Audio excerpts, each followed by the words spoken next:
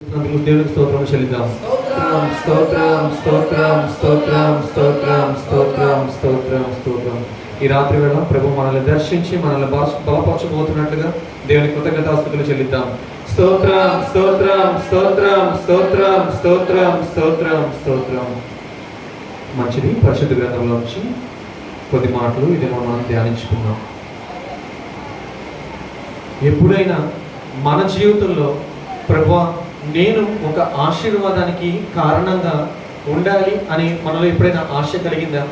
ఎప్పుడైనా నన్ను చూసిన వారు ఇతను ఆశీర్వదించబడిన వ్యక్తి, ఈమె ఆశీర్వదించబడిన వ్యక్తి, లేదంటే ఇతను ఆశీర్వాదం పొందుకోవడానికి అర్హుడు, ఆశీర్వాదములకు వారసుడు అని ఎప్పుడైనా మనల్ని ఎవరైనా అన్నారా?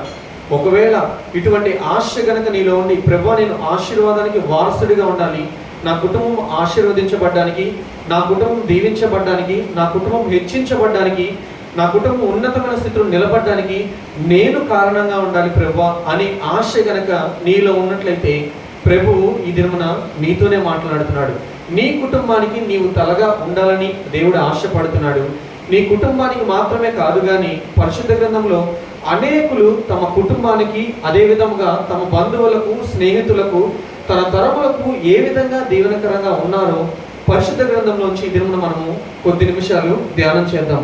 నీ కుటుంబం దీవించబడడానికి ఈ దినమున నీవు కారణంగా తప్పక జీవించాలని దేవుడు ఆశపడి ఈ మాటలు నీతో చెప్తున్నాడు. ఈ దినం నుంచి ఇంకా ఏ విధంగా దేవుడు చెప్తున్నాడంటే, ఏదైనా ఆశీర్వాదం నీ కుటుంబానికి వస్తుందంటే అది ఎవరి ద్వారా రావాలి? నా ద్వారానే రావాలి అని దేవుడు ఆశతో నీవు ఆ విధంగా జీవించాలని ఆశపడి ఈ మాటలను మనకు తెలియజేస్తున్నాడు. ఒకవేళ ఇటువంటి మనస్తత్వం కానీ ఇటువంటి ఆలోచన మనలో ఉన్నట్లయితే మొదటిగా మనం చూసేది ఏంటంటే, మనలో దేవుడు చూడాలనుకునేది, కోరుకునేది ఏంటంటే పరిశుద్ధత, హోలీనెస్ అంటాము. అంటే పరిశుద్ధత కలిగి మనం ఎప్పుడైతే జీవిస్తామో దాన్ని బట్టి దేవుడు సంతోషిస్తాడు. అటువంటి హృదయం నీవు కలిగి ఉన్నప్పుడు దేవుడు నీ ద్వారా నీ కుటుంబం దీవించబడడానికి నిన్ను వాడుకుంటాడు. నీ కారణంగా దేవుడు కుటుంబాన్ని హెచ్చిస్తాడని లేఖనాలు సెలవిస్తున్నాయి. ఒక ఆత్మీయుడు నిజముగా ప్రభువా నేను దీవించబడాలి అని అనుకుంటే మొదటిగా తను ఇచ్చేటువంటి బలి అర్పణ ఏదైనా ఉందంటే ఏంటంటే తన పరిశుద్ధతే. పరిశుద్ధత కలిగి నీవు ఎంతగా దేవుణ్ణి ఆరాధిస్తావో, ఎంతగా దేవుణ్ణి స్తుతిస్తావో ఆ పరిశుద్ధతను మూలంగా, ఆ పరిశుద్ధతను బట్టి నీవు కూడా హెచ్చించబడతావు. ఈ దినమున మనము మన జీవితంలో ఆశీర్వదించబడాలని కోరుకుంటాం, మంచిదే. మరి ఆ ఆశీర్వాదం ఎక్కడి నుండి వస్తుంది? యాకోబు రాసిన పత్రిక 1వ అధ్యాయము 17వ వచనము దీనికి సమాధానం చెప్తుంది. యాకోబు పత్రిక 1వ అధ్యాయము 17వ వచనము దీనికి సమాధానం చెప్తుంది. ఆశీర్వాదం ఎక్కడి నుండి వస్తుందంట? శ్రేష్టమైన ప్రతి ఈవియు, సంపూర్ణమైన ప్రతి వరమును, పరసంబంధమైనదై జ్యోతిర్మయుడగు తండ్రి యొద్ద నుండి వచ్చును అనేటువంటి మాటని మనం చూస్తున్నాము. అంటే మనం ఆశీర్వదించబడాలంటే ఆశీర్వాదం ఎక్కడి నుంచి రావాలి? తండ్రి అయిన దేవుని దగ్గర నుంచి వస్తే మన జీవితంలో మనము ఆశీర్వాదం పొందుకుంటామని లేఖనాల్లో చాలా స్పష్టంగా తెలియబడుతుంది. ఈ దినమున నేను ఆశీర్వాదం పొందుకోవాలి, ఆశీర్వాదము నా ద్వారా నా కుటుంబానికి రావాలి. I want to be a source of blessings for my family.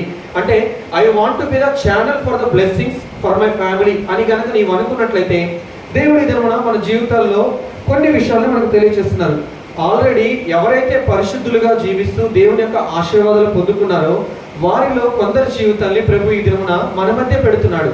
వారి వలె మనము ఆశీర్వాదానికి కారణంగా మన జీవితాల్లో, మన కుటుంబాల్లో, మన తరాలలో, మన యుగముల్లో మనం నిలిచి ఉండాలని దేవుడు ఆశపడుతూ ఈ మాటలు తెలియజేస్తున్నారు. మరి కుటుంబానికి ఆశీర్వాదం తెచ్చే వ్యక్తులుగా ఉంటున్నామా, లేదంటే కుటుంబానికి శాపాన్ని మోసుకెళ్లే వ్యక్తులుగా ఉంటున్నామా? దేవుడు ఈ దినమున ఈ ప్రశ్నను మనకు వేస్తున్నాడు. ఒకవేళ నీలో ప్రభువా ఈ దినమున ఇన్నాళ్ళు శాపాన్ని మూటగట్టుకుంటూనే ఉన్నాను, కానీ నా కుటుంబం ఈ దినమున దీవించబడ్డానికి నేను ఒక కారణంగా ఉండాలని ఆశపడుతున్నాను అనేటువంటి తృష్ణ కానీ నీలో కలిగినట్లయితే దేవుడి దినమున తప్పక నిన్ను ఆశీర్వాదానికి కారణంగా ఉంచి నీవు ఈ భూమి మీద సజీవునిగా ఉన్నా లేకపోయినప్పటికీ కూడా ఆశీర్వాదాలు నీ తర్వాత తరతరాలు అనుభవించడానికి, తన కృపను నీ ఎడల చూపించడానికి నా ప్రభు సిద్ధంగా ఉన్నాడు. అయితే ఆశీర్వాదానికి కారణముగా ప్రభు ఎందరి జీవితాల్ని మార్చాడో ఈ దినమున ఒక్కొక్కరిగా మనము ధ్యానించుకుందాం. మొదటిగా ఎవరు ఆశీర్వాదానికి కారణంగా ఉన్నారు అంటే ఆదికాండము 39వ అధ్యాయము 40వ అధ్యాయము, ఈ 2 అధ్యాయాలను చూసినట్లయితే మనము యోసేపు జీవితాన్ని చూస్తాము. యోసేపు ఆశీర్వదించబడిన వ్యక్తిగా మనం అక్కడ చూస్తున్నాము. ఏ విధంగా చెప్పగలరన్నా అంటే, యోసేపు ఒక బానిసగా ఐగుప్తీయులకు అక్కడ ఉన్నవారికి అమ్మివేయబడినప్పుడు పోతీఫర్ అనేటువంటి ఒక వ్యక్తి తనని కొనుక్కున్నప్పుడు తన ఇంటిలో యోసేపు అనేటువంటి వ్యక్తి పనికి అక్కడ జాయిన్ అయ్యాడు. అక్కడ పని చేయడానికి యోసేపు అనేటువంటి ఒక వ్యక్తి కొత్తగా ఆ స్థలంలో చేరాడు. మరి అంతకుముందు తనతో పాటు బానిస కాబట్టి ఎందరో ఆ పనులు చేస్తూ ఉండవచ్చు. ఇతను కూడా ఒక బానిసగా తన పనిని నిర్వహిస్తున్నాడు. తనేమి ప్రత్యేకమైన వ్యక్తి కాదు, తనేమి అన్ని పనుల్లో చాకచక్యంగా చూపించడం లేదు. కానీ తనకి దేవుడి యొక్క కృప తోడై ఉందని, దేవుడు తనకి తోడై ఉన్నాడన్న దాన్ని బట్టి తను ఏ పని ముట్టుకున్నా కానీ తను ఫలభరితమైనటువంటి ఫలాన్ని తను అనుభవించాడని అక్కడ లేఖనాల్లో సెలవిస్తున్నాయి. అంటే ఇంతకుముందు యోసేపు కన్నా పని చేసేవారు, యోసేపు కన్నా అనుభవం కలిగిన వారు ఆ పనుల్లో ఉండవచ్చేమో, కానీ యోసేపు ఆశీర్వదించబడ్డానికి కారణంగా దేవుడి దినమున మనకు చూస్తున్నాడు. పోతీఫర్ దగ్గర ఉన్నప్పుడు తను ఏది పట్టుకున్నా తనకి 200 ప్రతిఫలాన్ని, దీవెనని తను చూసినట్లుగా చూస్తున్నాం. అదేవిధంగా అదే యోసేపు చెరసాల నాయకుడి దగ్గర ఉండవలసిన పరిస్థితుల్లో కూడా తను అక్కడ ఉన్న స్థితిలో కూడా చెరసాల నాయకుడు ఏం చేశాడు, పోతీఫర్ దగ్గర ఉన్నటువంటి వ్యక్తి కూడా ఏం చేశాడంటే వారిద్దరూ తమకు కలిగిన దాన్ని అంతటిని ఎవరికి ఇచ్చారు, యోసేపుకి ఇచ్చారు. ఎవరైనా ఒక వ్యక్తి చేతిలో మనం ఏదైనా పెడితే అది మనకి తిరిగి రెట్టింపు ప్రతిఫలాన్ని దయచేస్తుందంటే మనం ఇవ్వకుండా ఉంటామా? ఎవరైనా ఒక వ్యక్తి మన కొరకు ప్రార్థన చేస్తే తప్పకుండా నేను జవాబు పొందుకుంటాను, అది ఎంత తీరినటువంటి కోరికైనా వారి ద్వారా దేవుడి ప్రార్థన ఆలకిస్తాడంటే వారి దగ్గరికి వెళ్ళి మనం ప్రార్థన చేయించుకోకుండా ఉంటామా? ఉండము కదా. అదేవిధంగా యోసేపుకి వారు ఏం చేశారు, తమ దగ్గర ఉన్నదంతటిని, సాధారణంగా మనుషులకు ఒక ఆశ ఉంటుంది, ఏమనంటే నేను ఇప్పుడు దీవించబడిన దానికన్నా ఇంకా అధికంగా దీవించబడాలి అని. మరి అటువంటి ఆశ వీరు కలిగి ఉన్నారు. వాళ్ళు ఎంత ఇచ్చారంట తనకి, వారికి ఉన్న దాని అంతటినీ కూడా ఇచ్చి దాని మీద అధికారాన్ని అంతటిని తనకిచ్చారంట. ఫలితంగా ఏంటి, ఉన్నదాన్ని అంతటినీ కూడా 2 పొందుకోగలిగారు. అదేవిధంగా ఆదికాండం 40వ అధ్యాయంలో మనం చూస్తూ ఉంటాము, యోసేపు పానదాయకుడు, భక్షకారుడు అనేటువంటి రాజు యొక్క సేవకులకు ఆలోచన చెప్పే విషయంలో కూడా ఆశీర్వాదకరంగా ఉన్నాడు. అంటే చేసే పని విషయంలో ఆశీర్వాదకరంగా ఉన్నాడు, నమ్మకంగా ఆశీర్వాదంగా జీవించాడు, ఆలోచన చెప్పే విషయంలో కూడా ఆశీర్వాదంగా జీవించాడు. మరి ఇంత ఆశీర్వాదకరంగా జీవించినటువంటి వ్యక్తిని ఎవరైనా వారి జీవితంలోనికి ఆహ్వానించకుండా ఉంటారా? ఇటువంటి వ్యక్తి మాకు వద్దని ఎవరైనా దూరం పెడతారంటే లేదు. అటువంటి వ్యక్తిని ఎవ్వరూ దూరం చేసుకోవడానికి ఇష్టపడరు. అటువంటి వ్యక్తి యొక్క మాటలు వినడానికి ప్రతి ఒక్కరూ కూడా ఆశ కలిగి జీవిస్తారు. ఈ దినమున ప్రభువు నీవు నేను ఆ విధంగా జీవించాలని, ప్రభు యొక్క మాటలు మనం నిలిచిన ప్రతి స్థలంలో ప్రకటించే బిడ్డలుగా ఉండాలని దేవుడు ఆశతో ఈ మాట చెప్తున్నాడు. నీవు ఆశీర్వదించబడకుండా, హెచ్చించబడకుండా, గణపరచబడకుండా ఉన్న స్థితిలో ఉంటూ ప్రభు యొక్క మాటలను ప్రకటిస్తున్నట్లయితే వినేవారు చాలా తక్కువగా ఉంటారేమో. కానీ నీవు ఆశీర్వాదం పొందుకున్న తర్వాత, నీవు హెచ్చించబడిన తర్వాత నీ మాటలు వినటానికి నీ యొక్క సాక్ష్యాన్ని బట్టైనా కానీ వారు అనేకులు నీ తట్టు త్రిప్పబడతారు అని దేవుడు ఆశ కలిగి ఈ మాటలు మనకు తెలియజేస్తున్నాడు. మరి యోసేపు వీరి వరకే, మరి ఫరో వరకే ఉన్నాడా ఆశీర్వాదకరంగా అంటే కాదండి. ఆ ప్రాంతంలో, ఐగుప్తీయుల దేశంలో, ఆ దేశం అంతటను కూడా, చుట్టుపక్కల ఉన్న ప్రదేశం అంతటను కూడా యోసేపు పేరు చాలా గొప్పగా వినపడిందంట. ఎంతగా ఆశీర్వాదకరంగా ఉన్నాడో చూడండి. ఒక తరానికి, ఒక దేశానికే కాదు, చుట్టుపక్కల ఉన్న ప్రాంతాలంతటినీ కూడా యోసేపు అనేటువంటి పేరు ఎంతగానో ప్రభావితం చేసింది. యోసేపు సేవించే దేవుడు ఇంత గొప్పవాడు, యోసేపుకు వచ్చిన కళను బట్టి యోసేపు ఈ స్థాయిలో జీవించాడు అని యోసేపును బట్టి ఆ తరమంతా దీవెనకరంగా మార్చబడింది. అదే విధముగా యోహాను భక్తుడిని చూడొచ్చు మనం. లూకా సువార్త 1వ అధ్యాయము 16వ వచనంలో కూడా ప్రభు వైపు అనేకులను నడిపించే విషయంలో, అనేకులను ప్రభు వైపు త్రిప్పే విషయంలో యోహాను ఆశీర్వాదకరంగా ఉన్నాడు. ఇది కదా నిజముగా ఒక ఆత్మీయుడు కోరుకునేటువంటి నిజమైన ఆశీర్వాదం. ప్రభు వైపు అనేకులను త్రిప్పాలి, ప్రభు కొరకు నేను మండించబడాలి, అనేకులను మండించాలి. ప్రభు యొక్క రాజ్యంలో నేను చేరినప్పుడు ప్రభు నీ కొరకు ఇంతగా ప్రయాసపడ్డానయ్యా, ఇన్ని ఆత్మలు నీ కొరకు సమకూర్చానయ్యా. ఈ మాట కదా నిజంగా మనం ప్రభు యొక్క నుంచి వినాలనుకుంటుంది. మరి అటువంటి ఆశీర్వాదానికి కారణంగా ఎవరున్నారు ఈ దినమున? యోహాను భక్తుడున్నాడు, మరియా ఉంది. లూకా సువార్త 1వ అధ్యాయంలో మనం చూస్తున్నాము, మరియా నీవు ఆశీర్వదించబడినదావు అనేటువంటి మాటను మనం చూస్తున్నాము. లూకాసు వార్త 1వ అధ్యాయం 42వ వచనంలో, అదేవిధంగా ఆదికాండం 12వ అధ్యాయం 2వ వచనంలో భక్తుడైనటువంటి అబ్రహాము ఆశీర్వాదముగా ఉంటాడు అని దేవుడే సాక్షాత్తు సెలవిచ్చాడు. ఇంకా సమూయేలు భక్తుడైనటువంటి సమూయేలు రాసిన మొదటి గ్రంథం 3వ అధ్యాయం 19వ వచనంలో సమూయేలు ఏ మాట చెప్తే ఆ మాట జరిగేదంట. ఎంత ఆశీర్వదించబడ్డాడండి, ఎంత ఆశీర్వాద కారణంగా ఉన్నాడు. ఏదైనా ఒక మాట తన నోట నుండి వచ్చిందంటే తను చెప్పిన మాట చెప్పడంతోనే అది తప్పక నెరవేర్చబడేది అని దేవుని లేఖనాలు సెలవిస్తుంది. నాకు ఇష్టమైనటువంటి మరొక మాట సమూయేలు రాసిన 2వ గ్రంథము 16వ అధ్యాయము 23వ వచనము. తప్పక అందరం తీసి చదువుదామండి. సమూయేలు రాసిన 2వ గ్రంథము 16వ అధ్యాయము 23వ వచనంలో ఇక్కడ ఒక వ్యక్తి గురించి రాయబడి ఉంది. ఈ వ్యక్తి చెప్పే ఆలోచన ఏ విధంగా ఉందంటే, సాక్షాత్తు ఈ ఆలోచన ప్రభువే చెప్పాడా అనేటువంటి గుర్తింపును పొందుకున్నాడంట ఇక్కడ రాయబడినటువంటి వ్యక్తి. ఆ వ్యక్తి ఎవరో మనం చదువుదాం. సమూయేలు రాసిన 2వ గ్రంథము 16వ అధ్యాయము 23వ వచనము. ఆ దినములలో అహీతోపేలు చెప్పిన ఏ ఆలోచన అయినను ఒకడు దేవుని యొక్క విచారణ చేసి పొందిన ఆలోచన అయినట్టుగా ఉండేను. చాలండి. అహీతోపేలు అనేటువంటి వ్యక్తిని మనము దావీదు రాజు కాలంలో చూస్తుంటాం. ఆ వ్యక్తిని దావీదు పెట్టుకోవడానికి ఒక కారణం ఏంటో తెలుసా? తన దగ్గర ఆలోచన అడిగితేనంట తను ఇచ్చేటువంటి సమాధానము, తను చెప్పేటువంటి ఆలోచన ఎలా ఉంటుందో తెలుసా? సాక్షాత్తు ప్రభు దగ్గర విచారణ చేస్తే ప్రభు ఏ ఆలోచన ఇస్తాడో ఆ ఆలోచన చెప్పేటువంటి వ్యక్తిగా అహీతోపేలు ఉన్నాడంట. అటువంటి వ్యక్తిని ఎవరైనా పోగొట్టుకుంటారా? దావీదు కూడా ఈ దినం మనకి ఒక సాక్ష్యంగా చెప్తున్నాడు. ఏమనంటే, అటువంటి వ్యక్తిని నేను పెట్టుకున్నాను, అతను ఆశీర్వాద కారణంగా ఉన్నాడు అని అహీతోపేలుని చూస్తూ దావీదు భక్తుడు మనకు మాట్లాడుతున్నాడండి. అదేవిధంగా రాజుల గ్రంథము 1వ అధ్యాయము రాజులు రాసిన 1వ గ్రంథము 10వ అధ్యాయము 8వ వచనము చూస్తుంటాము. ఇక్కడ సొలొమోను భక్తుడి గురించి రాయబడి ఉందన్నమాట. రాజులు రాసిన 1వ గ్రంథము 10వ అధ్యాయము 8వ వచనంలో ఇక్కడ రాణి అయినటువంటి షేబా దేశపు రాణి వస్తూ సొలొమోను చూసి చెప్తుందన్నమాట, నీ దగ్గర ఉన్నటువంటి జనులందరూ భాగ్యవంతులు. అదెలా కుదురుతుంది? ఒక రాజు దగ్గర పనిచేసినటువంటి వ్యక్తిని భాగ్యవంతులని ఎందుకు అంటాము? ఎందుకంటే జ్ఞాన వివేకములు కలిగి దేవుని యొక్క సహాయమును కలిగి ఆ తరమునకు ఆశీర్వాదకరముగా ఆ వ్యక్తి లేకపోతే ఆ వ్యక్తి దగ్గర పనిచేస్తున్న వ్యక్తులని, ఆశీర్వదించబడిన వ్యక్తులని, గొప్పవారని, భాగ్యవంతులని ఎవరైనా పిలుస్తారా? పిలవరు. ఇక్కడ షేబా దేశపు రాణి చెప్తుంది, సొలొమోను దగ్గర ఉండి పనిచేస్తున్నటువంటి దాసులను మీరు భాగ్యవంతులని చెప్తుంది. అంటే ఆశీర్వదించబడినటువంటి వ్యక్తి దగ్గర పనిచేయడానికి మీరు నియమింపబడిన వారు కాబట్టి మీరు ఆశీర్వాదానికి వారసులుగా ఉన్నారని సాక్ష్యం ఇస్తుంది. అదేవిధంగా సమూయేలు రాసిన 2వ గ్రంథము 7వ అధ్యాయము 16వ వచనంలో మనం చూస్తుంటాము. దావీదు భక్తుల గురించి ఇక్కడ రాయబడి ఉంది. చదువుదామా?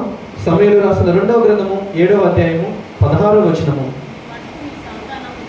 నీ మట్టుకు నీ సంతానమును నీ రాజ్యమును నిత్యము స్థిరమగును, నీ సింహాసనము నిత్యము స్థిరపరచబడును అనెను. ఇక్కడ చూడండి, దావీదు ఎంతగా ఆశీర్వాదానికి కారణంగా ఉన్నాడు? తన తరం వరకే అనుకున్నారా? అంటే తన ఉన్నప్పుడే అనుకున్నారా? కాదు, నిత్యము. ఇంకా చెప్పాలంటే సూర్య చంద్రులు నిలిచి ఉన్నంత కాలము నీ తరము స్థిరపరచబడుతుంది అని ఒక ఆశీర్వాదానికి కారణంగా జీవించాడు. ఇప్పుడు మనం అందరం చెప్పుకున్నాము. యోహానేమో అనేకులను ప్రభు వైపు త్రిప్పే విషయంలోను, మరి ఏమో స్త్రీలలో గణపరచబడినటువంటి వ్యక్తిగాను, సమూయేలేమో తను చెప్పిన ఆలోచన నెరవేర్చబడటంలోను, అహీతోపేలు చెప్పినటువంటి ఆలోచన చెప్పినట్టుగా జరగటంలోను, దేవుడి దగ్గర పొందుకున్నటువంటి ఆలోచనగా అది ఉండటంలోను, అదేవిధంగా యోసేపు నమ్మకత్వంగా జీవించడంలోను, అనేకులకు ఆలోచన చెప్పే విషయంలోను, ఇక్కడ ప్రతి చోట్ల కూడా మనం చూస్తున్నాము. వారు తమ తరములకు, తమ యుగములకు, వారు తమ జనాలకు ఏ విధంగా ఉన్నారు? ఆశీర్వాదానికి కారణంగా ఉన్నారు. మరి ఈ దినమున నిన్ను చూసి నీ కుటుంబాన్ని బట్టి ఆశీర్వదించబడిందని చెప్పగలమా? నన్ను బట్టి నా కుటుంబం ఆశీర్వదించబడింది, లేదంటే నన్ను బట్టి నా తరము దీవించబడింది, లేదంటే మా తాతగారిని బట్టి నా కుటుంబం దీవించబడింది అని ఈ దినమున మనం ఎవరి గురించైనా చెప్పగలుగుతున్నామా? ఒకవేళ అలా చెప్పలేకపోతున్నట్లయితే ఈ దినం ప్రభు చెప్తున్నాడు, ఆ ఆశీర్వాదానికి ఉండడానికి కారణంగా నీవెందుకు ఉండకూడదు? ఆశీర్వాదం పొందుకోవడానికి అర్హుడిగా నీవెందుకు ఉండకూడదు? నీ తరము దీవించబడడానికి ఆశీర్వాదముగా నీవెందుకు ఉండకూడదు అని దేవుడు చెప్తున్నాడండి. ఎందుకంటే నీవు నీ కుటుంబంలో ఆశీర్వాదంగా జీవించబడినప్పుడే నీ యొక్క సహాయాన్ని, నీ యొక్క సహవాసాన్ని, నీతో పరిచయాన్ని జనులు కోరుకుంటారు. జనులు నీ వెంబడి వస్తున్నప్పుడు వారు నీవు వెంబడిస్తున్నటువంటి దేవుణ్ణి వాడు కూడా వెంబడిస్తారు అనేటువంటి సత్యాన్ని గ్రహించాలి. నీవు ఆశీర్వాదంగా ఉంటే నీవు మా ఇంటికి రావద్దని చెప్పేవాళ్ళు ఎవరైనా ఉన్నారా? ఎవ్వరు లేరు కదండి. సేవకులు మన ఇంటికి వస్తున్నారని చెప్పినప్పుడు ఎందుకని పదే పదే సేవకులు మన ఇంటికి రమ్మని ప్రార్థన చేయమని గృహ కూడికలు పెట్టుకుంటాము? ఎందుకంటే వారు ఆశీర్వాదానికి కారణంగా ఉన్నారు కాబట్టి, ఆ ఆశీర్వాదానికి కారణంగా ఉన్నటువంటి వ్యక్తులు నా దగ్గరికి వస్తే నేను దీవించబడతాను కాబట్టి ఆశీర్వాదానికి కారకులైనటువంటి వ్యక్తులను మన ఇంటికి పిలుచుకోవడానికి ఇష్టపడుతున్నాం. ఈ దినమున దేవుడు చెప్తున్నాడు, నీ దైవజనులే కాదు నీవు కూడా అటువంటి ఆశీర్వాదానికి కారణంగా ఉండాలి. ఎందుకంటే నీ దైవజనుడు పాదాలు నిలిపిన ప్రతి స్థలంలో రక్షణ సువార్త ఏ విధంగా ప్రకటించబడుతుందో, నీవు పాదాలు నిలిపిన ప్రతి స్థలంలో నీవు ఆశీర్వదించబడిన వ్యక్తివైతే కనుక నీవు పాదాలు నిలిపినటువంటి ప్రతి స్థలంలో కూడా నీవు రక్షణ సువార్తను ప్రకటించగలవు. అటువంటి గొప్ప ఆధిక్యతను ప్రభు మనకు దయచేయాలని ఆశపడుతున్నాడండి. మరి ఈ దినమున మనము ఆశీర్వాదాలు తీసుకొస్తున్నామా, శాపాలు మోసుకు వెళుతున్నామా? మనల్ని మనమే పరిశీలన చేసుకోవాలండి. జాగ్రత్తగా మనం విందాం. ఆశీర్వాదాలు జనాలు ఏం చేస్తారంట? తీసుకుని వస్తుంటారు. శాపాలు ఏం చేస్తారంట? మోసుకుని వెళ్తారు. ఏదైనా ఒక వస్తువుని తీసుకువెళ్ళటం కొంచెం సులభమే అవ్వచ్చు, కానీ ఏదైనా ఒక వస్తువుని మోసుకెళ్ళడం చాలా కష్టతరం అవుతుంది. ఆ సత్యాన్ని మనము ఈ దినమున జ్ఞాపకం చేసుకోవాలి. మరి ఇప్పటివరకు మనం చూసాము వీరందరూ కూడా ఆశీర్వాదానికి కారణంగా ఉన్నారు అని. మరి కొందరైతే ఆశీర్వాదానికి కారణంగా ఉన్నారు, మరికొందరిని మనం చూస్తే ఎలా ఉన్నారంటే శాపానికి కారణంగా ఉన్నారంట. పరిశుద్ధ గ్రంథంలో మనం ఆ మాటలు చూస్తున్నాం.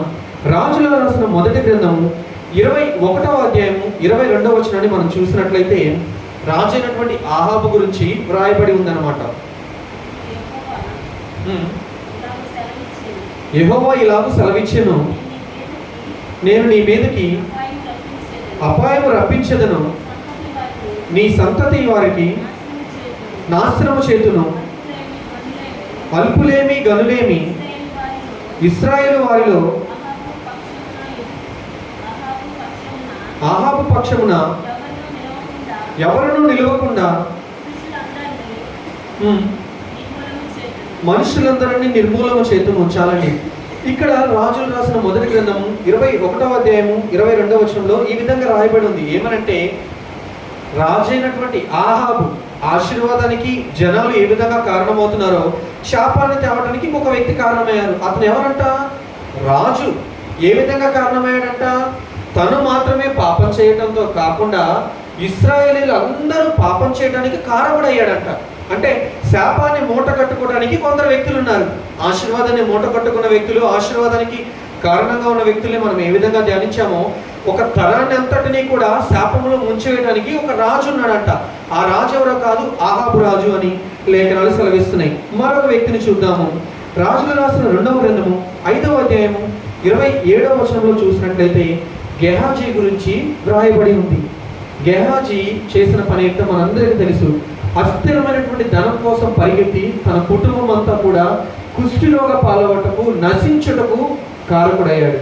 ఆశీర్వాదాన్ని మూట కట్టుకున్నాడా? శాపాన్ని పొందుకున్నాడా? శాపానికి కారకుడయ్యాడు. తనతోనేనా అంటే తన కుటుంబాన్ని అంతటినీ కూడా శాపాన్ని అనుభవించడానికి కారకులయ్యారు. మరి అదేవిధంగా యెహోషువ రాసిన గ్రంథము 7వ అధ్యాయము 24వ వచనంలో మనం చూస్తే ఆకాను అనేటువంటి ఒక వ్యక్తిని మనం చూస్తాము. ఆకాను కూడా శపించబడిన దానిలో కొంత తన భూమిలో దాచుకొని శాపానికి కారణమయ్యాడు. ఎంతగా కారణమయ్యాడంటే ఆకాను అదేవిధంగా తన కుటుంబము, పశువులు, తనకు కలిగినదంతా కూడా రాళ్లతో కొట్టి చంపివేయబడి రాళ్ళు కుప్పలుగా పోయబడ్డారనమాట. ఎంతగా తన కుటుంబానికి శాపానికి కారణమయ్యాడో చూడండి. అదేవిధంగా ఆదికాండము 4వ అధ్యాయము 11వ వచనంలో మనం చూస్తుంటాము కయీను గురించి. కయీను శపించబడ్డానికి కారణమయ్యాడు. ఈ దినమున వీరి వలె శాపాన్ని నీవు నీ కుటుంబానికి మూట కడుతున్నావా? లేదంటే నీవు ఇంతకుముందు చెప్పిన వారి వలె ఆశీర్వాదాన్ని మూట కట్టుకుంటున్నావా? ఆశీర్వాదాన్ని పొందుకునే వ్యక్తిగాను, ఇంకా చెప్పాలంటే ఒక ఆశీర్వాదాన్ని ప్రభువు ఆకాశం నుంచి విడుదల చేసి, ఇదిగో లోకంలో మనుషులుగా ఎవరైతే జీవిస్తున్నారో నాకు ఇష్టలుగా వారందరికీ భూమి మీద సమాధానము, నెమ్మదిని దయచేయమని ఒక మాటను ప్రభువు సెలవిస్తే ఆ ఆశీర్వాదము భూమి మీద మొదటిగా నా కుటుంబం మీదకి దిగుతుందని నీవు నమ్ముచున్నావా? ఒకవేళ నమ్మట్లేదంటే గనక ఈ దినమున ప్రభువా, ఆ విధంగా నేను నమ్మటానికి నీ కూడా అదే విధంగా ఆశీర్వాదం మొదటిగా నా కుటుంబానికి రావటానికి అర్హుడిగా నన్ను మార్చండి ప్రభు అని మనము ప్రార్థన చేయాలి. దేవుని లేఖనాలు సెలవిస్తున్న యెషయా గ్రంథంలో ఏమో తెలుసా? దేవుడి నోట నుండి బయలు వెళ్ళిన మాట అంట, ఆకాశం నుండి వర్షం పడితే భూమిని తడిపి విత్తనాన్ని దయచేసి ఫలములను ఏ విధంగా ఇస్తుందో, దేవుడు చెప్పినటువంటి మాట అంట నిరర్థకంగా తిరిగి వెళ్ళదు. దేవుడు మరియా విషయంలో చెప్పాడు, నీవు దైనందిన దానము, నీవు కృప పొందిన దానము అని చెప్పాడు. ఆ విధంగా జరిగిందా లేదా? మరియా స్త్రీలలో అధికంగా హెచ్చించబడిందా లేదా? మరియా గణపరచబడిందా లేదా? అదే విధంగా దేవుడు ఆకాశం నుండి ఈ దినమున తనకి ఇష్టమైనటువంటి బిడ్డలందరూ హెచ్చించబడాలి అని ఒక వాగ్దానాన్ని విడుదల చేస్తే, ఆ మాట మొదటిగా నా జీవితంలోకి అన్వయించుకోగలను, ఆ మాట నా జీవితంలో నెరవేర్చబడుతుంది అని నీవు ఈ దినమున నిజముగా నిశ్చయతతో చెప్పే వ్యక్తిగా ఉన్నావా లేదా? ఒకవేళ అలా లేనటువంటి వ్యక్తి అయితే ఈ దినమున అడుగుతున్నాడు, నీవు ఆ విధంగా జీవించాలని ఆశ కలిగి దేవుడు ఈ మాటలు తెలియచెప్తున్నాడండి. ఎందుకంటే నీవు ఆశీర్వాద కారణంగా ఉన్నట్లయితే మొదట దేవుని నోట నుండి వచ్చిన ప్రతి మాట కూడా తప్పక నీ జీవితంలో నెరవేర్చబడుతుంది. ఎందుకంటే ఆశీర్వాద కారకులుగా ఉన్న వారి జీవితంలో ప్రత్యేకమైనటువంటి యెహోవా కనుదృష్టి వారిపైన ఉంటుంది. ప్రత్యేకమైనటువంటి దృష్టి ప్రభువుది మన పైన నిలిచి ఉన్నప్పుడు మనం ఎక్కడికి వెళ్తున్నా ఇంకా ఏ విధంగా ఉంటామో, యోసేపు గనక ఫలించడి కొమ్మగా అడుగు పెట్టిన ప్రతి స్థలంలో కూడా ఆశీర్వాదం కారణంగా ఉన్నాడు. తన ఎండిన భూమిలో విత్తనం వేసినా కానీ నూరంతల ప్రతిఫలం పొందుకున్నాడు. సముద్రంలో పడవేయబడినప్పటికీ కూడా గొప్పగా విస్తరించగలిగినటువంటి కృపను దేవుడు దయచేశాడు. అందుకని యోసేపును బట్టి దేవుడు చెప్తున్నాడు, యోసేపు ఫలించడి కొమ్మ అని దేవుడు సాక్ష్యం ఇస్తున్నాడు. నిజమైనటువంటి ఆశీర్వాదాన్ని మనం పొందుకోవాలని దేవుడి దినమున ఆశతో ఈ మాటలు చెప్తున్నాడండి. సాధారణంగా మనుషులందరూ కూడా, మన తల్లిదండ్రులు కూడా చెప్తుంటారు ఈ మాటను. ఏమనంటే, అరే పుట్టికేదో పుట్టావు, కానీ ఈ పుట్టిన పుట్టుకకు ఒక అర్థం అంటూ ఉండాలి కదా. మరి క్రైస్తవునిగా నీవు దేవుని కొరకు నిలబడ్డావు, మంచిదే. క్రైస్తవునిగా దేవుని కొరకు శ్రమలు అనుభవించావు, మంచిదే. క్రైస్తవునిగా దేవుని యొక్క ఆశీర్వాదాలు ఎందుకు పొందుకోలేకపోతున్నావు అంటే, ఏదో ఇంకా లోపము, ఏదో ఇంకా శాపము, ఏదో ఇంకా పాపాలు నువ్వు చేస్తున్నావు కాబట్టి ఆశీర్వాదాలు పొందుకోలేకపోతున్నావు. క్రైస్తవునిగా నీవు శ్రమలు అనుభవించిన నీవు క్రైస్తవునిగా ఆశీర్వాదాలు పొందుకోవడానికి కూడా నీవు అర్హుడు. పుట్టిన పుట్టుకకు ఒక అర్థం ఉండాలని మన జీవితంలో మనం కోరుకున్నట్లయితే తప్పక నీవు దీవించబడి దేవుని యొద్దకు చేరాలని దేవుడు నీ పుట్టుకకు ఒక అర్థాన్ని ఈ దినమున దయచేస్తున్నాడు. ఈ దినమున తప్పక నీవు దీవించబడాలని, ఆయన యొక్క మహిమను నీవు అన్యుల ఎదుట చాటాలని మత్తయి సువార్త 5వ అధ్యాయం 16వ వచనంలో రాయబడినట్లుగా దేవుడు చెప్తున్నాడు, మనుషులు మీ సత్క్రియలను చూచి పరలోకమందున్న మీ తండ్రిని మహిమపరచినట్లుగా వారి ఎదుట మీ వెలుగును ప్రకాశించనీయమని దేవుడు అడుగుతున్నాడు. నీవెంతగా ప్రకాశిస్తూ ఉంటావో, నీవెంతగా హెచ్చించబడుతుంటావో, నీవెంతగా గణపరచబడుతుంటావో, నీవెంతగా విస్తరించబడుతుంటావో, నీవెంతగా దీవించబడుతుంటావో, అంతగా మనుషులు నీ వెలుగును చూసి దేవుని యొద్దకు ఆకర్షించబడతాడు. ఈ దినమ దేవుడు అది కోరుకుంటున్నాడు. నిజముగా వారు ఎప్పుడు ఆ విధంగా మార్చబడతారో తెలుసా? నీలో నిజమైనటువంటి ప్రవర్తన, నడవడి గమనించినప్పుడు, అది నిజమైన ఆశీర్వాదానికి దారి తీస్తుందని వారు తెలిసినప్పుడు తప్పక నిన్ను బట్టి వారు వెంబడిస్తారు. నీవు చేస్తున్న పని చేయడానికి వారు ఇష్టపడతారు. నీవు మోకరించినప్పుడు వారు మోకరించి ప్రార్థించడానికి ఇష్టపడుతున్నారు. నీవు స్తుతించుతున్నప్పుడు తెల్లవారుజామున లేచి వారు నీకన్నా ముందుగా లేచి దేవుని స్తుతించడానికి ఇష్టపడుతుంటారు. ఈ దినమ దేవుని యొక్క సువార్తలను, రక్షణను ప్రకటించాలని నీ బంధువుల్లో రక్షణ పొందుకున్నటువంటి వ్యక్తులు అనేకులు ఉండాలని వారి గురించి ప్రార్థన చేస్తూ కన్నీరు కారుస్తున్నావేమో, మంచిదే. కానీ దేవుడు ఈ దినము చెప్తున్నాడు, మొదటగా నేను నా కుటుంబానికి ఛానల్ ఆఫ్ బ్లెస్సింగ్స్ గా ఆశీర్వాదాలు పొందుకోవడానికి అర్హుడిగా నేను జీవించాలి ప్రభువా అని ఆశతో ఈ దినమా నీవు అడిగినట్లయితే, ఆశీర్వాదాలు పొందుకున్నటువంటి నిన్ను చూసి నీ కుటుంబము, నీ తరము దీవించబడుతున్నప్పుడు, నీ బంధువులు దగ్గరికి నీ వెళ్ళవలసినటువంటి పరిస్థితి వచ్చినప్పుడు, నిన్ను చూసి ఎవరైతే తలుపులు వేశారో నిన్ను చూసి అదే తలుపులను తీసి రెడ్ కార్పెట్ వేసి, అంటే ఒక అతిథి మర్యాదలతో నిన్ను వారి ఇంట్లోనికి ఆహ్వానించే రోజు రాబోతుంది. అది జరగాలని ఆశ గనక మనలో ఉన్నట్లయితే ఈ దినమున ప్రభువా ఆశీర్వాదానికి కారణంగా నన్ను మార్చండి, ఆశీర్వాదం పొందుకునేటువంటి వ్యక్తిగా మొదటగా నన్ను చేయండి. నా కుటుంబం దీవించబడడానికి కారణం ఏదైనా ఉందంటే అది నేనవ్వాలయ్యా. నువ్వు దీవెన పరలోకంలో నుండి పంపిస్తే ఆ దీవెన పొందుకునేటువంటి వ్యక్తులు ఎవరైనా ఉన్నారంటే ఆ వ్యక్తిగా మొదటగా నేనుండాలి, నీ దృష్టిలో నేను కనపడాలి. నీ యొక్క అనుగ్రహాన్ని, కటాక్షాన్ని పొందుకున్నటువంటి వ్యక్తిగా ఈ లోకంలో నోవాహు నీతిగా ఏ విధంగా జీవించాడని ఈ తరమందరిలో దేవుడు సాక్ష్యం ఇస్తున్నాడు. ఆ సాక్ష్యము ఈసారి నన్ను చూసి చెప్పాలి. ఎవరైనా నా కుటుంబానికి వచ్చినప్పుడు మనల్ని గౌరవించాలి, మనల్ని హెచ్చించాలి, మనల్ని ప్రేమించాలి, వారు మన వలె దేవుని కొరకు రోషం కలిగి జీవించాలి అని మనము ప్రార్థించినప్పుడు దేవుడు తప్పక మన యొక్క ప్రార్థనలను ఆలకిస్తాడు. ఎందుకంటే దేవుని రాజ్యం మాటలతో కాదు కానీ శక్తితో ఉన్నది అని మన కొరింథీయులకు రాసిన మొదటి పత్రిక 4వ అధ్యాయము 20వ వచనంలో మనం చూస్తున్నాము. ఎందుకంటే మాటలతో ఇన్నాళ్ళు దేవుని యొక్క ప్రేమను నీవు చెప్తూనే ఉన్నావు, మాటలతో దేవుడు గొప్పవాడని చెప్తున్నావు, మాటలతో దేవుడు గొప్ప కార్యాలు చేస్తాడని చెప్తున్నావు, మాటలతో దేవుడు అద్భుతాలు చేస్తాడని చెప్తున్నావు, మాటలతో దేవుడు ఇది చేయగలడు అది చేయగలడు, దేవుడికి అసాధ్యమైనది ఏదీ లేదని చెప్తున్నావు. కానీ ఎవరు నమ్మట్లేదే. ఒక్కసారి ప్రభువా నీ శక్తి కలిగినటువంటి కార్యాలను చూసే కన్నులను నాకు దయచేయండి.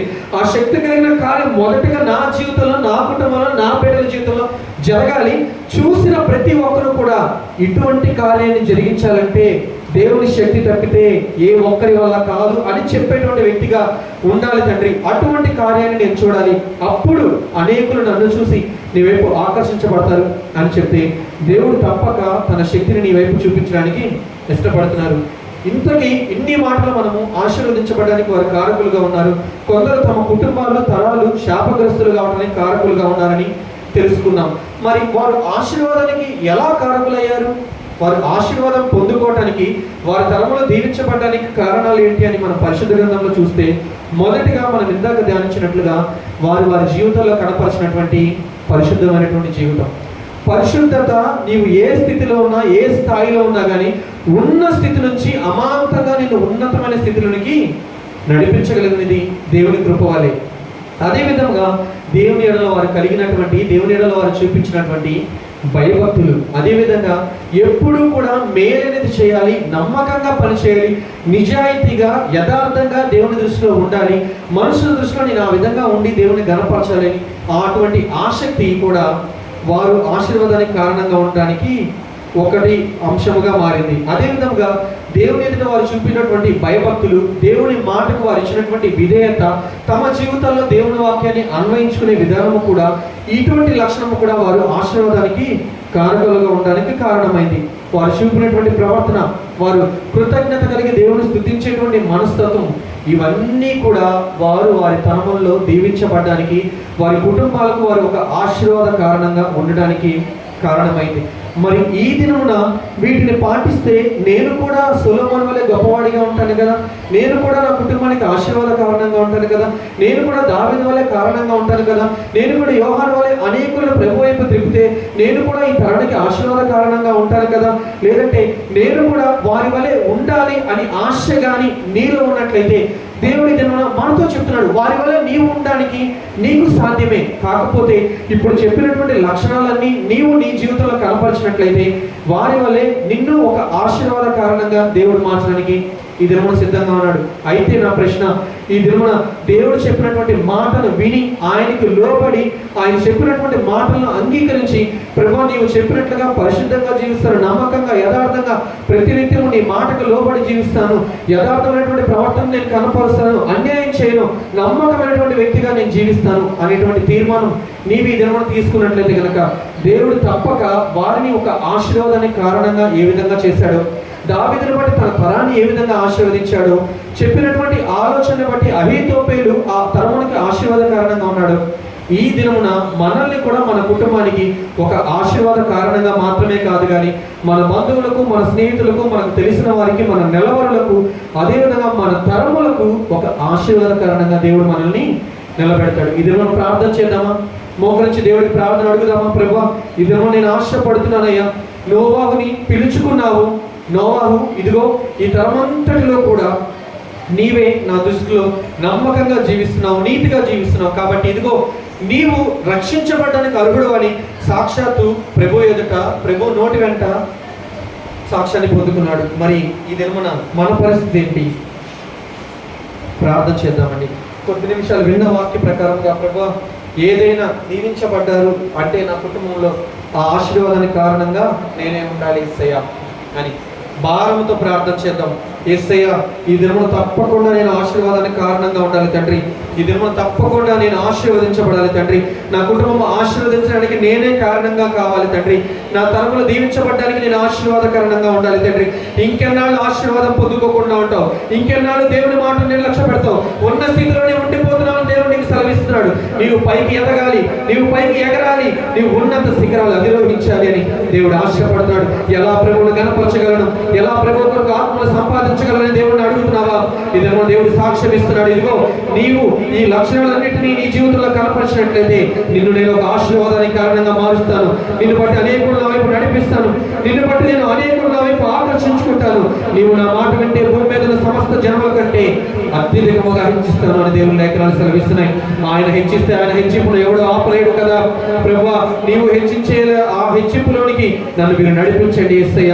నీవు హెచ్చించుండగా తండ్రి, నేను ఉన్నతమైనటువంటి స్థాయి చేర్చుండగా తండ్రి, ఆశీర్వాదాన్ని నాతో నిలిపివేయండి యేసయ్య. ఆశీర్వాదాన్ని తరతరములకు దీవించంగా ఉండాలి తండ్రి. ఆశీర్వాదం తరతరములకు వారసత్వానికి ప్రకటించాలి తండ్రి. అయ్యా, నిజమైనటువంటి క్రైస్తవుడు ఎప్పుడు నిజమైనటువంటి ఆశీర్వాదానికి పరితపిస్తుంటాడు కదయ్యా. ఈ దినమున నిన్ను గణపరచాలనేటువంటి ఆసక్తితో నేను నిన్ను అడుగుతున్నాను తండ్రి. అయ్యా, వారసత్వపు ఆశీర్వాదం కావాలయ్యా, వారసత్వపు అభిషేకం కావాలయ్యా, వారసత్వంగా కృప కావాలయ్యా, వారసత్వంగా దీవెన కావాలయ్యా, వారసత్వంగా ఆత్మ నడిపింపు కావాలయ్యా, వారసత్వంగా నీ బోధించే కృపను నాకు దయచేయమని అడుగుతున్నాము తండ్రి. వారసత్వపు దీవెనను ఆశీర్వాదాన్ని పొందుకున్నట్టుగా అర్హులుగా మీరు నన్ను మార్చమని అడుగుతున్నాము తండ్రి. అయ్యా, ఆశీర్వాదానికి కారణంగా నన్ను మార్చవయ్యా. ఆశీర్వాదానికి కారణంగా వారి తరములో వారిని నిలబెట్టవయ్యా. అది నీ వల్ల సాధ్యమైతే ఈ దినమున నేను అడుగుతున్నానయ్యా. ఆశీర్వాదానికి కారణంగా నేను నా కుటుంబంలో నిలబడాలి యేసయ్య.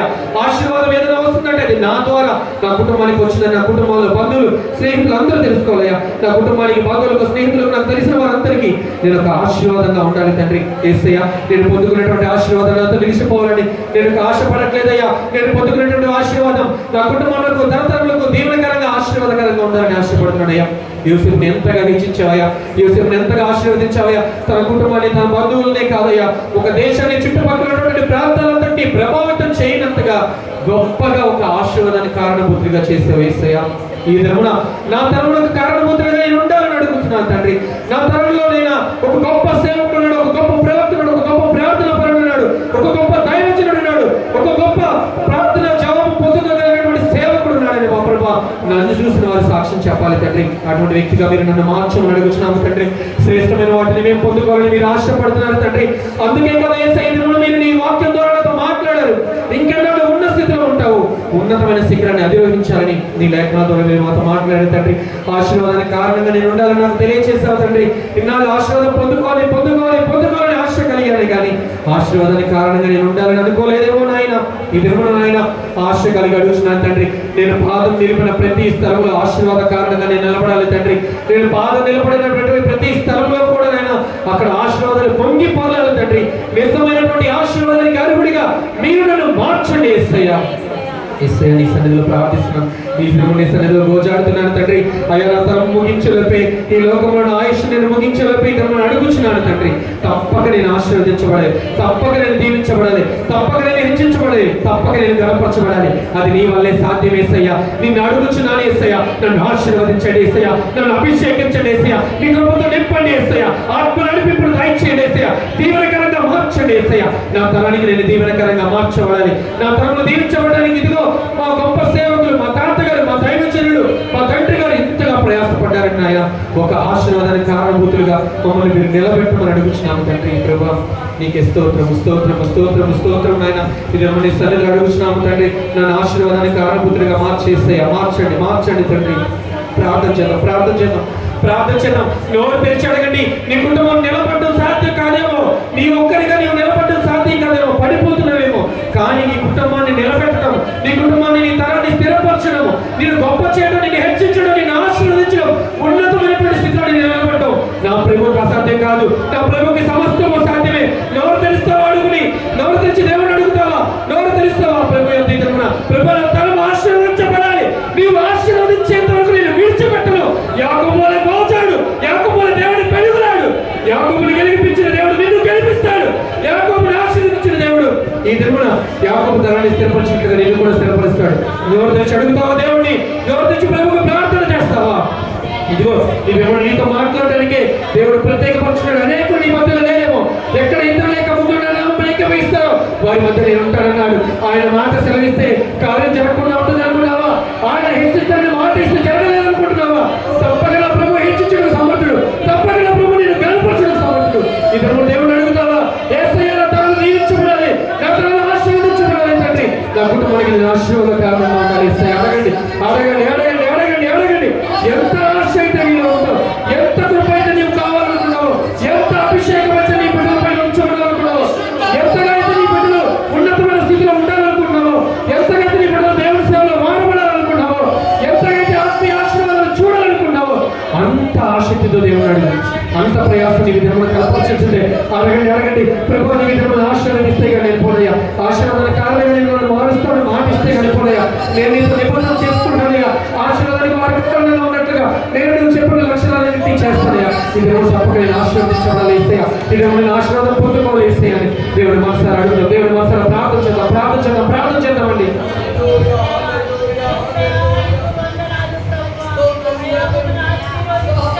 తరములలో యుగములలో నీవే దేవుడవు, దీవెనలిచ్చే తండ్రివి నీవే నా ప్రభుడవు. తరములలో యుగములలో నీవే దేవుడవు, దీవెనలిచ్చే తండ్రివి నీవే నా ప్రభుడవు. నీ చల్లని చూపే నాపై నీ కరుణాహస్తము తోడై ఉంచుము నా జీవితాంతము. యేసయ్యా నీ చల్లని చూపే నాపై నీ కరుణాహస్తము తోడై ఉంచుము నా జీవితాంతము. తరములు యుగములు దీవింపబడుటయు నీ సన్నిధిలోని నిత్యము ఫలించుటయు. నా తరములు యుగములు దీవింపబడుటయు నీ సన్నిధిలోని నిత్యము ఫలించుటయు. నీ వల్లే సాధ్యము, నీకే అది సాధ్యము, నీ వల్లే సాధ్యము యేసయ్యా, నీ వల్లే సాధ్యము, నీకే అది సాధ్యము, నీ వల్లే సాధ్యము యేసయ్యా. అవును యేసయ్యా, మేము నమ్ముచున్నాము తండ్రి. మా తరాలు మా యుగాలు మా కుటుంబానికి మేము దీవెనకరంగా ఆశీర్వాదకరంగా ఉండాలంటే అది నీ వల్లే సాధ్యమేసయ్యా. మాకు తెలిసిన ఆయన మేము ఎవరిని అడుగుతున్నామో, మాకు తెలుసయ్యా నీ శక్తి ఎంతో, మాకు తెలిసయ్యా నీవు ఎంత గొప్ప దేవుడవో, మాకు తెలుసు ప్రభు నీవు ఎంత అద్భుతాలు చేయగలిగిన దేవుడవో, మాకు తెలుసయ్యా నీవు ఆశ్చర్యమైనటువంటి ఆలోచన శక్తి కలిగిన దేవుడు అని మాకు తెలుసు ప్రభు నీవు సర్వాధికారము కలిగిన దేవుడు అని మాకు తెలిసి యేసయ్యా నీవు సర్వము చేయగలిగిన దేవుడు అని అన్ని తెలిసి అడుగుతున్నాము తండ్రి. ఈ దేవుడు మమ్మల్ని ఆశీర్వదించండి నాయన, ఆశీర్వాదానికి కారణంగా మమ్మల్ని మార్చండి, మా కుటుంబానికి దీవించబడడానికి ఆశీర్వాదంగా మమ్మల్ని మార్చండి. ఏ శాపాన్ని అయితే మోస్తూ వచ్చాము ఆ శాపపు వాడిని మా జీవితం నుండి వెలగొట్టి మేము అడుగుతున్నాము తండ్రి. ఎక్కడున్న ఆశీర్వాదంగా ఉండడానికి సహాయం చేయండి తండ్రి. మీరు నా కొరకు దాచించిన మేలు అనుభవించుకోవడానికి అర్హుడిగా మమ్మల్ని మార్చండి తండ్రి. నీవు ఇచ్చినటువంటి ప్రతి ఆశీర్వాదాలు పొందుకునే బిడ్డలను మార్చండి తండ్రి. నా కుటుంబం ఆశీర్వదించుకోవడానికి నేను కారకులుగా చేయమని అడుగుతున్నాము తండ్రి. యోగ్యమైన ప్రవర్తన చేయమని నాకు నేర్పించమని అడుగుతున్నాము తండ్రి. అయ్యా జనులు చూసిన వారు నాయన ఇదిగో ఈ బిడ్డ ఆశీర్వదించబడడానికి యోగ్యుడు, ఈ బిడ్డ జనములో దేవుని చేత దీవించబడిన వ్యక్తి, ఇదిగో జనములో దేవుని ద్వారా ఆశీర్వదించబడిన కుటుంబం ఈ కుటుంబాన్ని మమ్మల్ని చూసి వాళ్ళు చెప్పబడాలి తండ్రి. అయ్యా రేపు పిల్లల బాధల్ని కూడా ప్రతి స్థలంలో నీ రక్షణ సువార్తను ప్రకటించినట్లుగా మిమ్మల్ని చూపించమని అడుగుతున్నాం తండ్రి. విన్న వాక్యాన్ని మా హృదయమైన పలకలను ముద్రించమని అడుగుతున్నాం తండ్రి. వాక్యాన్ని సరంగా మేము జీవించడానికి సహాయం చేయండి తండ్రి. ఇది మన వాక్యాన్ని ఎంతైతే విన్నారో తండ్రి, వాక్యాన్ని సరంగా వారందరూ జీవిస్తూ తప్పగా ఆశీర్వదించబడిన వారి తరములకు యుగములకు దీవెనకరంగా ఆశీర్వాదకరంగా వారి కుటుంబంలో ఉండినట్లుగా ఒక ఆశీర్వాదకరంగా మీరు స్థిరపరచమని అడుగుతున్నాము తండ్రి. ఆశీర్వాద కారణముగా దావీదుని స్థిరపరిచిన తండ్రి, ఈ దినమున ఆశీర్వాదకరంగా నేను ఉండాలని గోచాడి నీ సన్నిధిలో ప్రార్థిస్తున్నాము తండ్రి. తప్పక నన్ను నా తరమునకు నా యుగములకు నా కుటుంబానికి నా బంధువులకు, నా స్నేహితులకు ఒక ఆశీర్వాదానికి కారణంగా నిలిపిన ఆయన, నేను ఎక్కడ పాత్ర నిలుపుతున్నాను తండ్రి అక్కడ తప్పక నేను హెచ్చించబడుతున్నా ఆయన. అనేకులు ఏదైతే నీ నామాన్ని గణపరుస్తున్నాయన, నీలో ముందుకు సాగిపోయే కృపను దయచేయమని తండ్రి. వస్తున్న ప్రతి బిడ్డను కూడా మీరు దీవించి ఆశీర్వదించమని తండ్రి. ఇదేమన్నా వాక్యాన్ని విన్న ప్రతి బిడ్డను కూడా మరి ఒక్కసారి ఆయన నీ హస్తాలకు అప్పగిస్తున్నాను తండ్రి. విన్న వాక్యాన్ని వృధాగా పోనీయొద్దు యేసయ్య, అపవాదం తీసుకొని పోనీయొద్దు యేసయ్య. వారు దీవించబడాలి తండ్రి, వారు ఆశీర్వదించబడాలి తండ్రి. ఇదిగో అబ్రహాముతో చెప్పు, నీవు ఆశీర్వాదంగా ఉంటావు అన్నావు తండ్రి, తర్వాత నీ ద్వారా దీవించబడి అన్నావు తండ్రి. ఆశీర్వాదంగా ఈ దినం ఉండాలని కోరుకుంటాను తండ్రి. నా తండ్రి అబ్రహామును పొందుకున్నట్లుగా నా మూలపుత్రుడైనటువంటి అబ్రహాం వలె నేను ఆశీర్వాదాలు స్వతంత్రించుకోగలిగిన కృపను నాకు దయచేయమని ప్రార్థిస్తున్నాను. విన్న వాక్యాన్ని హృదయంగా మా హృదయంలో నీకటి ఫలింపచేయమని, కూడి చేసిన ప్రతి బిడ్డను మరి ఒక్కసారి దీవించి ఆశీర్వదించమని, నీ నామానికి సమస్త మహిమను ఘనతను ప్రభావం ఆరోపిస్తూ యేసు నామములో ప్రార్థిస్తున్నాము తండ్రి.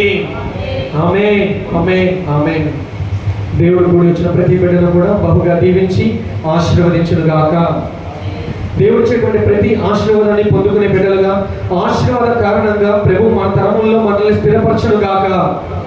దేవుడు మన చేతి పనులను స్థిరపరచునుగాక. దేవుని యొక్క కృప మన ఆత్మతో ఉండునుగాక. దేవుడు కూడి వచ్చిన ప్రతి బిడ్డను కూడా బలపరిచి దీవించి నడిపించునుగాక. ఆమేన్, ఆమేన్, ఆమేన్. ఇంతతో ప్రార్థన ముగించబడిందండి. రేపటి దిన మనం బలలో చేయబోతున్నాం కాబట్టి ఎవరికి వారి వ్యక్తిగతంగా ఒక్క నిమిషం పాటు ప్రార్థన చేసుకుంటే, ప్రభావ నీ పరిశుద్ధమైనటువంటి బలలో చేయడానికి నాకు ఇచ్చినటువంటి ధన్యతను బట్టి నీకు స్తోత్రమైన, నేను నిజంగా ఆశీర్వాదంగా ఉండాలి తండ్రి. నా కుటుంబం చూసిన వారు కూడా తండ్రి రక్షణలోకి నడిపించబడినట్లుగా నేను చెప్పకముందే వారే తండ్రి నా చెంగు పట్టుకుని ఆయన నీ సన్నిధికి వస్తారని భక్తులు నాయన అంతకాలంలో జరుగుతున్నటువంటి మాటల గురించి చెప్పినట్లుగా నేను వస్తుండగా నన్ను పట్టుకుని ఆయన 10 మందిని మా ప్రభ నేను తీసుకుని వచ్చే కృపను దయచేయండి. నీ శక్తిని నా జీవితంలో నేను చూడాలి తండ్రి.